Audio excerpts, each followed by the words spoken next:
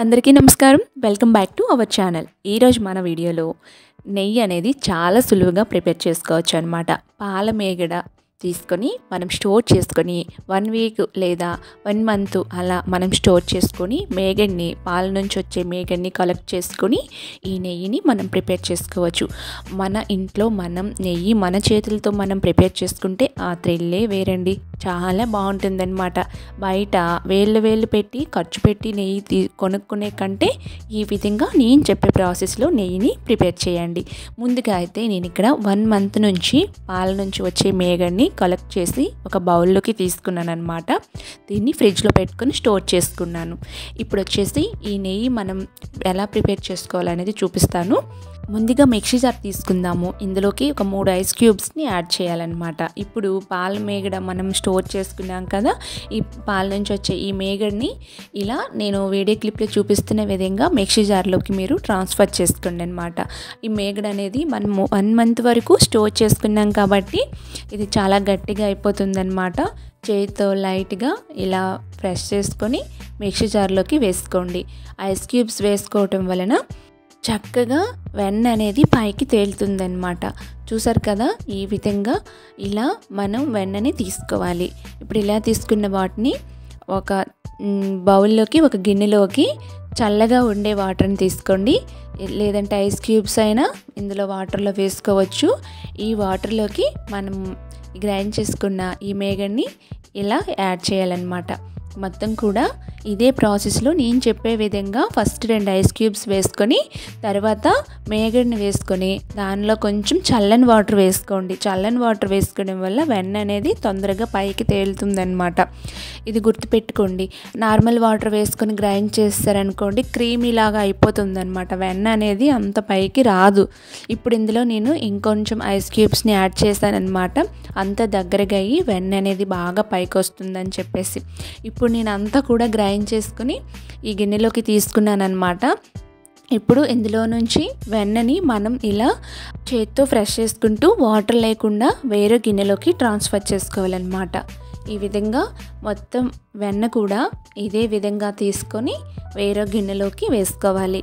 ఈ విధంగా ఒక 2 or 3 టైమ్స్ పాటు చేశారంటే వెన్న చక్కగా చాలా బాగా వస్తుందన్నమాట. కింద బ్రౌన్గా మనం నెయ్యి మరిగించేటప్పుడు బ్రౌన్గా ఉంటుంది కదా, అలా ఉండకుండా మనకి నెయ్యి అనేది ఎక్కువ వస్తుంది.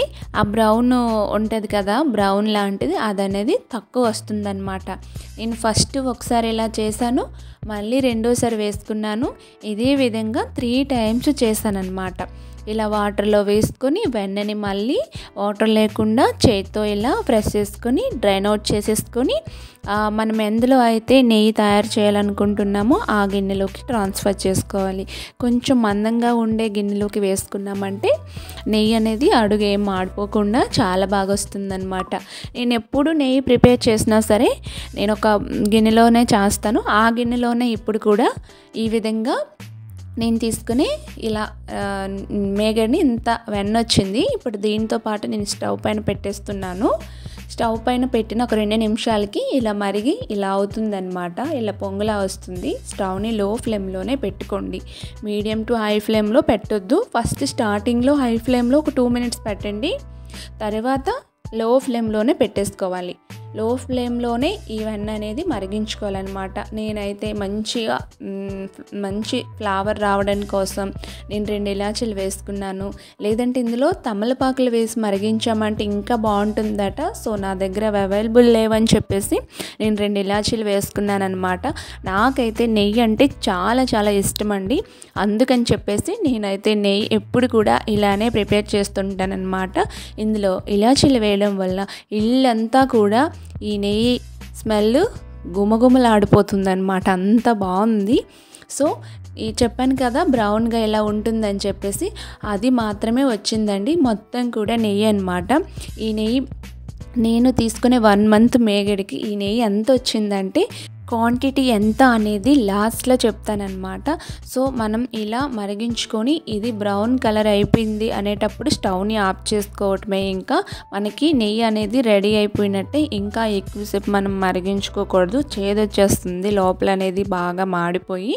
సో ఇప్పుడు నేను ఇలాంటి హనీ బాటిల్ నా దగ్గర ఉండేది గాజు సీసా అన్నమాట. ఇది ఇందులోకి తీసుకుంటున్నాను. ఇప్పుడు బాగా చల్లార్చుకున్నాక, అంటే నేను మార్నింగ్ చేశాను, మార్నింగ్ చేసి ఈవినింగ్ అంతా బాగా చల్లార్చుకొని ఇప్పుడు స్ట్రైనర్ సహాయంతో ఈ విధంగా హనీ బాటిల్ నా దగ్గర ఉంటే ఈ గాజు సీసాలోకి ట్రాన్స్ఫర్ చేసుకుంటున్నాను అనమాట. ఇలా టీ స్ట్రైనర్ పెట్టేసుకొని చేసుకోండి. ఆ బ్రౌన్ది ఏదైనా అందులో పడకుండా ఉంటుంది, అది చాలా చేదుగా ఉంటుందన్నమాట. సో మీకు క్వాంటిటీ చెప్తానని చెప్పాను కదా, ఇది ఎంత క్వాంటిటీ అంటే ఈ హనీ బాటిల్ 500 గ్రామ్స్ అండి. సో నేను చేసుకునే నెయ్యి 500 గ్రామ్స్ కంటే ఎక్కువే ఉందన్నమాట. ఈ బాటిల్కి రాగా కొంచెం నెయ్యి అనేది గిన్నెలో ఉండిపోయిందనమాట. సో చూసారు కదా మరి నెయ్యి ఎంత చక్కగా ప్రిపేర్ చేసుకున్నామో. వీడియో మీకు నచ్చినట్లయితే లైక్ చేసి, షేర్ చేసి, సబ్స్క్రైబ్ చేసుకొని పక్కనే ఉన్న బెల్ బటన్ని క్లిక్ చేసుకోండి. అలాగే హైప్ కూడా ఇవ్వండి.